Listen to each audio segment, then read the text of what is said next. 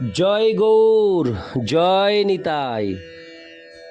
আজ 21শে বৈশাখ 1432 ও 5ই মে 2025 সোমবার। আজ আমি চৈতন্য চরিতামৃত পাঠ করছি।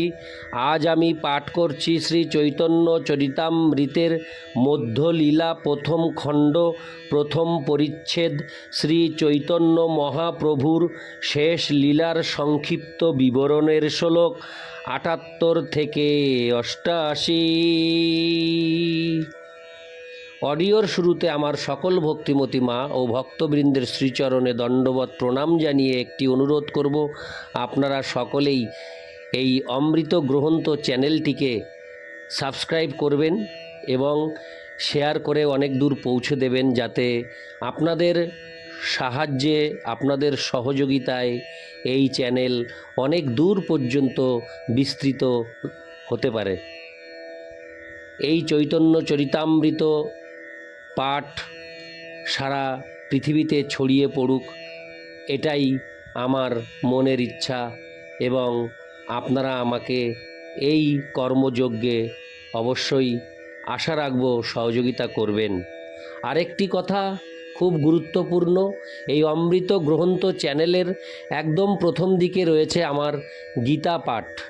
আপনারা অনুগ্রহপূর্বক সেই অমৃত গ্রন্থ চ্যানেলের প্রথমে গিয়ে গীতা পাঠ শ্রবণ করবেন। হরে কৃষ্ণ। নারায়ণ হে নারায়ণ, ভবভয়হরণম নারায়ণ, লক্ষ্মীকান্তম কমলোনয়নম মঙ্গলচরণম নারায়ণ।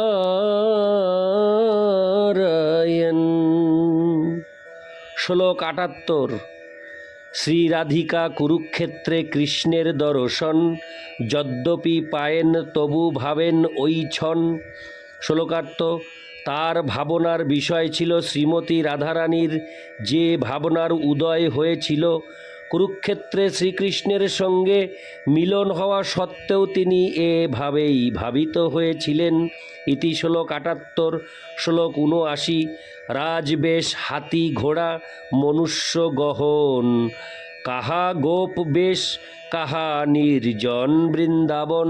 শ্লোকার্থ: তিনি বৃন্দাবনের নির্জন পরিবেশে গোপবালকের বেশে শ্রীকৃষ্ণের কথা ভাবছিলেন, কিন্তু কুরুক্ষেত্রে তার পরনে রাজবেশ আর তার সঙ্গে রয়েছে কত হাতি ঘোড়া, কত মানুষ, তাই সেই পরিবেশ তাদের মিলনের উপযুক্ত ছিল না। ইতি শ্লোক 79। শ্লোক 80। সেই ভাব সেই কৃষ্ণ সেই বৃন্দাবন, যবে পাই তবে হয় বাঞ্ছিত পূরণ। শ্লোকার্থ: তাই শ্রীমতী রাধারানী তখন মনে মনে ভেবেছিলেন, আমার বৃন্দাবনের নির্জন পরিবেশে যদি সেভাবেই শ্রীকৃষ্ণকে পাই, তাহলেই আমার মনের বাসনা পূর্ণ হবে। ইতি শ্লোক 80। শ্লোক 81। আহুশ্চ তে নলিন নাভ পদারবিন্দং যোগেশ্বরৈর্হৃদি, হরে কৃষ্ণ, যোগেশ্বরৈর্হৃদি বিচিন্ত মগাধ বোধৈ সংসার কূপপতিতোত্তরনাবলম্বং। হরে কৃষ্ণ। সংসার কূপপতিতোত্তরনাবলম্বং গেহং জুষামপি মনুষ্য দিয়াত যদান। এই 81 নং শ্লোকটি আমি আরেকবার পাঠ করছি। আহুশ্চ তে নলিন নাভ পদারবিন্দং যোগেশ্বরৈর্হৃদি বিচিন্ত মগাধ বোধৈ সংসার কূপপতিতোত্তরনাবলম্বং গেহং জুষামপি মনুষ্য দিয়াত সদান। অনুবাদ: গোপিকারা বললেন, হে কমল নাভ, সংসার কূপে পতিত মানুষদের উদ্ধারের একমাত্র অবলম্বন স্বরূপ তোমার শ্রীপাদপদ্ম, যা অসীম জ্ঞান সম্পন্ন মহান যোগীরা সর্বদাই তাদের হৃদয়ে ধ্যান করেন, তা গৃহ সেবায় রত আমাদের মনে উদিত হোক। তাৎপর্য: এই শ্লোকটি শ্রীমদ্ ভাগবত 10:82-48 থেকে উদ্ধৃত। ইতি শ্লোক 81, শ্লোক 82। তোমার চরণ মোর, হরে কৃষ্ণ, তোমার চরণ মোর ব্রজপুর ঘরে, উদয় করয় যদি তবে বাঞ্ছা পুরে। শ্লোকার্থ: গোপিকারা ভাবলেন, তোমার চরণ যদি আমাদের বৃন্দাবনের গৃহে পুনরায় উদিত হয়, তাহলে আমাদের বাসনা পূর্ণ হয়। তাৎপর্য: শ্রীল ভক্তি সিদ্ধান্ত সরস্বতী ঠাকুর তার অনুভাষ্যে মন্তব্য করেছেন, ব্রজগোপিকারা কোনো রকম উদ্দেশ্য প্রণোদিত না হয়ে শুদ্ধভাবে শ্রীকৃষ্ণের সেবা পরায়ণা। তারা শ্রীকৃষ্ণের ঐশ্বর্যে মুগ্ধ হয়ে অথবা শ্রীকৃষ্ণকে পরমেশ্বর ভগবান রূপে জেনে তার প্রতি আকৃষ্টা হননি। তারা স্বাভাবিকভাবেই শ্রীকৃষ্ণের প্রতি অনুরক্তা, কেননা শ্রীকৃষ্ণ হচ্ছেন বৃন্দাবনের অপূর্ব সুন্দর নবীন বালক, ব্রজবালারা হচ্ছেন গ্রাম্য বালিকা। তাই হাতি ঘোড়া ও রাজবেশ পরিহিত শ্রীকৃষ্ণকে কুরুক্ষেত্রে দর্শন করে তারা তার প্রতি তেমন আকর্ষণ অনুভব করেননি। সেই পরিবেশ তাদের ভালো লাগেনি। শ্রীকৃষ্ণ গোপীদের ঐশ্বর্য বা সৌন্দর্যের জন্য নয়, তাদের বিশুদ্ধ প্রেমের জন্যই তাদের প্রতি আকৃষ্ট হয়েছিলেন। তেমনি গোপিকারাও গোপ বালক রূপ কৃষ্ণের প্রতি আকৃষ্টা হয়েছিলেন, তার রাজবেশের প্রতি নয়।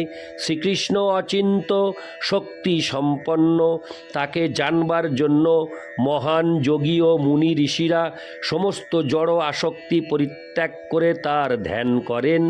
তেমনি যারা জড় বিষয়ের প্রতি, জড় ঐশ্বর্য লাভের প্রতি, পরিবার প্রতিপালনের প্রতি অথবা জড় জগতের বন্ধন থেকে মুক্তি লাভের প্রতি আসক্ত, তারা সকলেই পরমেশ্বর ভগবানের চরণাশ্রয় করেন। কিন্তু ব্রজ গোপিকারা এই সমস্ত উদ্দেশ্য রহিত। এই ধরনের পুণ্য কর্ম সম্পাদনে তারা একেবারে পারদর্শী নন। দিব্যজ্ঞান সম্পন্ন গোপিকারা কেবল বৃন্দাবনের নির্জন পরিবেশে তাদের বিশুদ্ধ ইন্দ্রিয়সমূহ শ্রীকৃষ্ণের সেবায় নিযুক্ত করেন। গোপিকারা শুষ্ক জ্ঞান, শিল্পকলা অথবা অন্য কোনো জাগতিক বিষয়ের প্রতি আগ্রহী নন। তারা সব রকমের জড় সুখ ভোগ ও ত্যাগ সম্বন্ধে সম্পূর্ণ অনভিজ্ঞ। তাদের একমাত্র বাসনা হচ্ছে শ্রীকৃষ্ণ যেন বৃন্দাবনে ঘুরে যান এবং সেখানে তাদের সঙ্গে তার অপ্রাকৃত লীলা বিলাস উপভোগ করেন। গোপিকারা চান তিনি যেন সর্বদা বৃন্দাবনে থাকেন, যাতে তারা সর্বদা তার আনন্দ বিধানের জন্য তার সেবা করতে পারেন। তাদের এই অপ্রাকৃত বাসনায় ইন্দ্রিয় সুখ ভোগের লেশমাত্র অভিপ্রায় নেই। ইতি শ্লোক 82, শ্লোক 83। ভাগবতের শ্লোক গূঢ়ার্থ বিশদ করিঙ্গা রূপ গোসাঙ্গী, শ্লোক কইল লোক বুঝাইঙ্গা। শ্লোকার্থ: শ্রীমদ্ ভাগবতের শ্লোকের গূঢ় অর্থ বিশদভাবে বিশ্লেষণ করে শ্রীল রূপ গোস্বামী জনসাধারণের বোধগম্য করার জন্য একটি শ্লোক রচনা করেছেন। ইতি শ্লোক 83, শ্লোক 84। যাতে লীলা রস পরিমলোদগারী বন্যা পরিতা, ধন্যা কৌনি বিলসতি বৃতা মাধুরী মাধুরীভি, তত্রাস্মাভিশ্য টুল পশু পিভাব মুগ্ধান্তরাভি, সম্বিতস্তং কলয় বদনোল্লাসী বেণুর বিহারম। অনুবাদ: গোপিকারা বললেন, হে কৃষ্ণ, হরে কৃষ্ণ। গোপিকারা বললেন, হে কৃষ্ণ, মথুরা মণ্ডলের মাধুরী দ্বারা পরিবৃত ধন্য বৃন্দাবন ভূমির বন সমূহ তোমার লীলা বিলাসের সৌরভ দ্বারা আবৃত হয়ে রয়েছে। সেই অনুকূল পরিবেশের ভাব দ্বারা বিমুগ্ধ চিত্ত আমাদের সঙ্গে মিলিত হয়ে বংশী বদন তুমি সেই লীলাবিলাস করো। তাৎপর্য: এই শ্লোকটি ছিল রূপ গোস্বামী রচিত ললিত মাধব নাটক 10-258 থেকে উদ্ধৃত। ইতি শ্লোক 84। শ্লোক 85। এই মত মহাপ্রভু দেখি জগন্নাথে, সুভদ্রা সহিত দেখে বংশী নাহি হাতে। শ্লোকার্থ: এভাবেই শ্রী চৈতন্য মহাপ্রভু যখন শ্রী জগন্নাথ দেবকে দর্শন করলেন, তখন তিনি তাকে তার ভগিনী সুভদ্রার সঙ্গে দেখলেন এবং দেখলেন যে তার হাতে বাঁশি নেই। ইতি শ্লোক 85। শ্লোক 86। ত্রিভঙ্গ সুন্দর ব্রজে ব্রজেন্দ্র নন্দন, কাহা পাব এই বাঞ্ছা বাড়ে অনুক্ষণ। শ্লোকার্থ। শ্লোক 86 শ্লোকার্থ: গোপী ভাবে মগ্ন হয়ে শ্রী চৈতন্য মহাপ্রভু শ্রী জগন্নাথ দেবকে বৃন্দাবনে ত্রিভঙ্গ সুন্দর ব্রজেন্দ্র নন্দন রূপে দর্শন করতে চাইলেন এবং তার সেই রূপে তাকে দর্শন করার বাসনা অনুক্ষণ বাড়তে লাগল। ইতি শ্লোক 86। শ্লোক 87। রাধিকা উন্মাদ জইছে উদ্ভব দর্শনে, উদ্ঘূর্ণা প্রলাপ তৈছে প্রভুর রাত্রি দিনে। শ্লোকার্থ: ঠিক যেমন শ্রীমতী রাধা রানী উদ্ভবকে দর্শন করে ভ্রমরের সঙ্গে প্রলাপ করেছিলেন, শ্রী চৈতন্য মহাপ্রভুও তেমনি রাত্রি দিন ভাবাবিষ্ট হয়ে উন্মাদের মতো প্রলাপ করেছিলেন। তাৎপর্য: এই উন্মাদনা সাধারণ উন্মত্ততা নয়। শ্রী চৈতন্য মহাপ্রভু যে উন্মাদের মতো নিরন্তর প্রলাপ বলছিলেন, তা ছিল তার দিব্য ভগবৎ প্রেমের বিকার। অধিরূঢ় মনো, হরে কৃষ্ণ, অধিরূঢ় মহাভাবে মোদন ও মাদন দুই প্রকার ভেদ। মোদন ভাব প্রবিশ্লেষ দশায় মোহন নামে প্রসিদ্ধ। মোহনে বিচ্ছেদ হেতু বিবশতা ক্রমে সাত্ত্বিক ভাব সমূহ সুষ্ঠুরূপে প্রদীপ্ত হয়।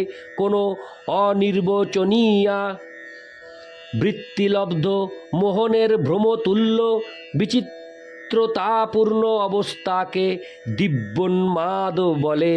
তখন উদ্ঘূর্ণা প্রলাপাদি উন্মাদনা প্রকাশ পায়। শ্রীমতী রাধারানীর উন্মাদনার কথা বর্ণনা করে উদ্ভব শ্রীকৃষ্ণকে বলেছিলেন, হে কৃষ্ণ, তোমার বিরহে অত্যন্ত অধীরা হয়ে শ্রীমতী রাধারানী কখনো কুঞ্জে শয্যা রচনা করছিলেন, কখনো শ্যামবর্ণ মেঘকে তিরস্কার করছিলেন এবং কখনো কখনো গভীর অন্ধকারাচ্ছন্ন অরণ্যে বিচরণ করছিলেন।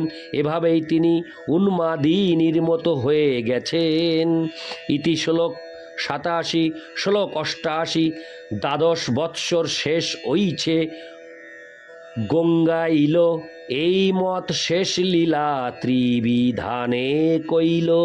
শ্লোকার্থ: শ্রী চৈতন্য মহাপ্রভু তার লীলার শেষ 12 বৎসর এই রকম অপ্রাকৃত উন্মাদনায় অতিবাহিত করেছিলেন। এভাবেই তার শেষ লীলা 3 ভাবে সম্পাদিত হয়েছিল। ইতি শ্লোক 88। নারায়ণ হে নারায়ণ, ভবভয় হরণম নারায়ণ। জয় গৌর, জয় নিতাই।